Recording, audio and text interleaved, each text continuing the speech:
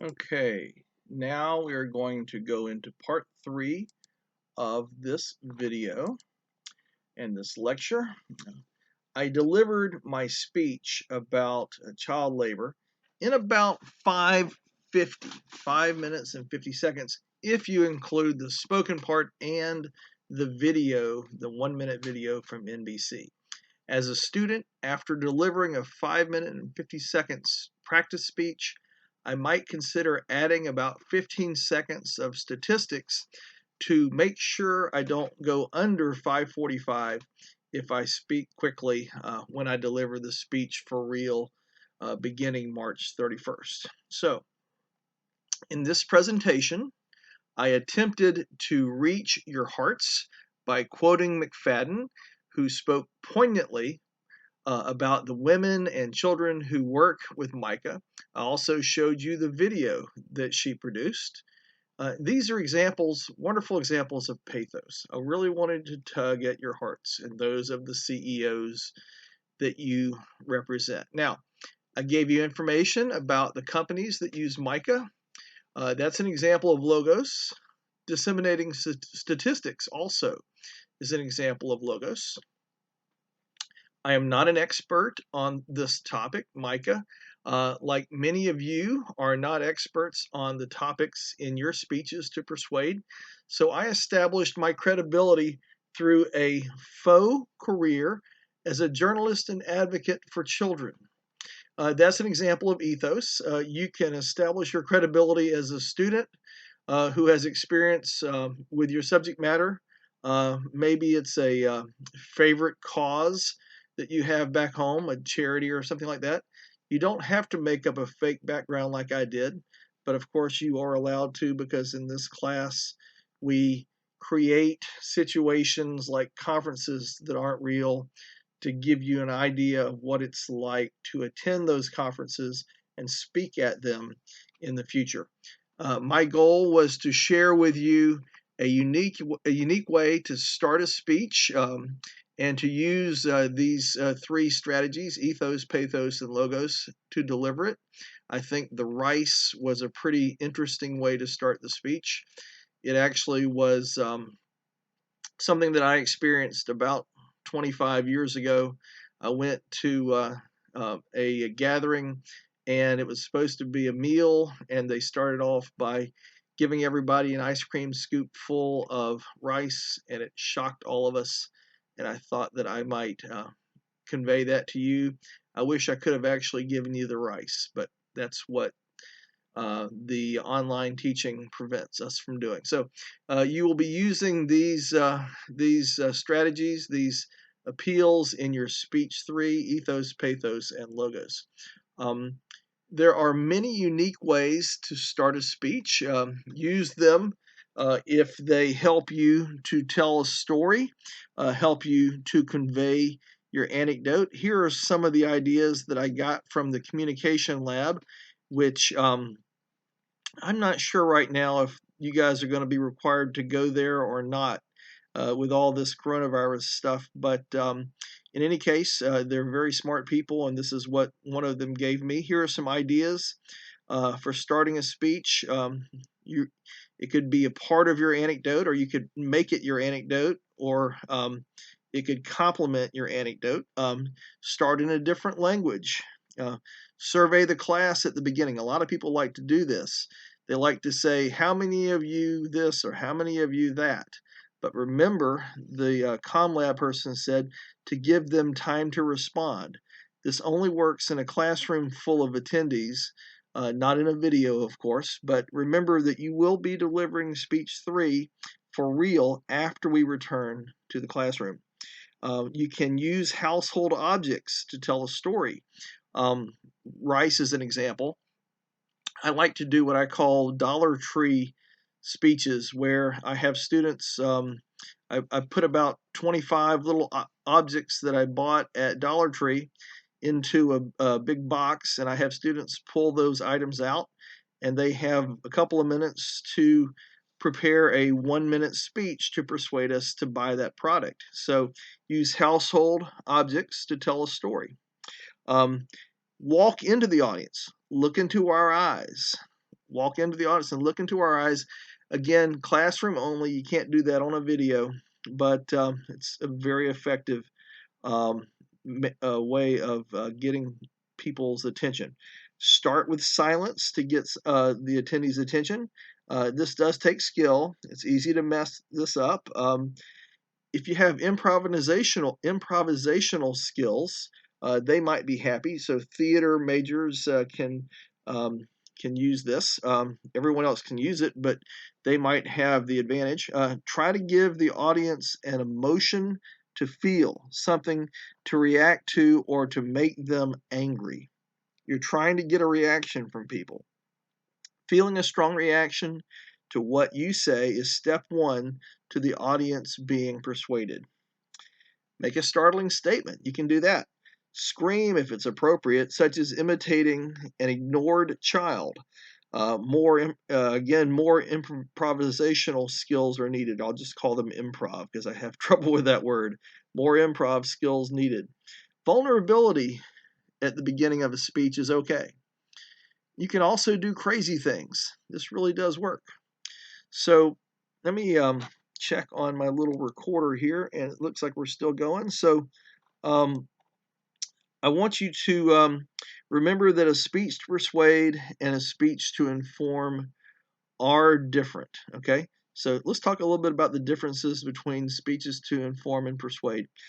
Speaking to inform is about imparting knowledge, giving the audience new information or novel ways of thinking about a topic. Think logos. It's all about logos. But by contrast, speaking to persuade aims to change beliefs, attitudes, and values, and sometimes behavior. So the persuasion speech has a little bit of everything in it. Some of you learned that it can be difficult to give a speech to inform without persuading, even just a little bit. It takes practice, but often the situation calls for only informing.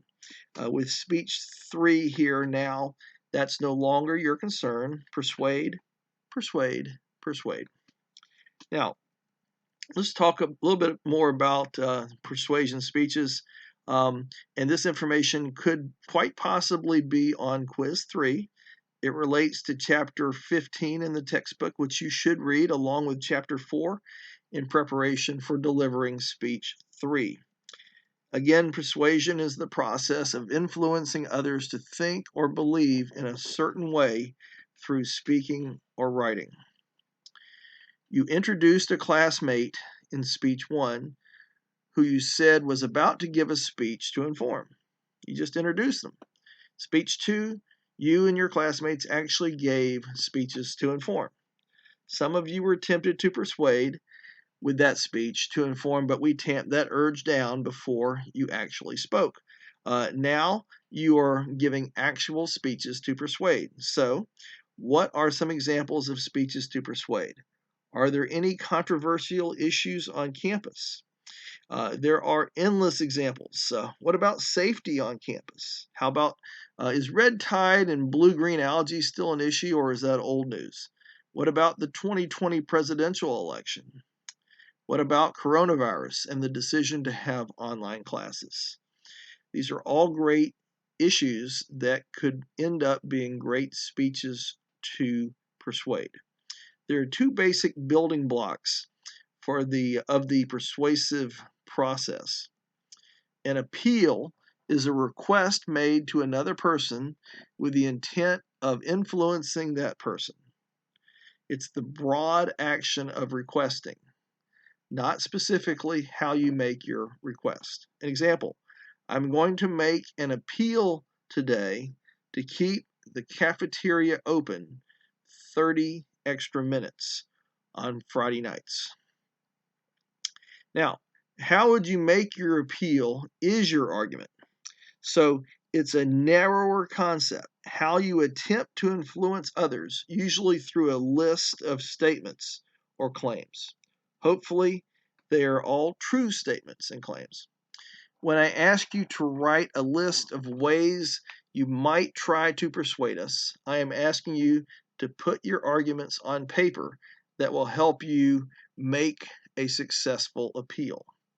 Now, Aristotle, the Greek philosopher, is credited with giving us 3 types of persuasive appeals. I call them 3 strategies. Logos refers to making logical or rational appeals. Pathos refers to making appeals to your audience's feelings and emotions. Ethos refers to your credibility as a speaker. We will deal more with logos and pathos in the coming weeks. When I review your practice speeches, I'll talk to you about those. For now, the author gives us 4 tips for developing your ethos, your credibility as a speaker, as I was trying to do with that speech related to child labor.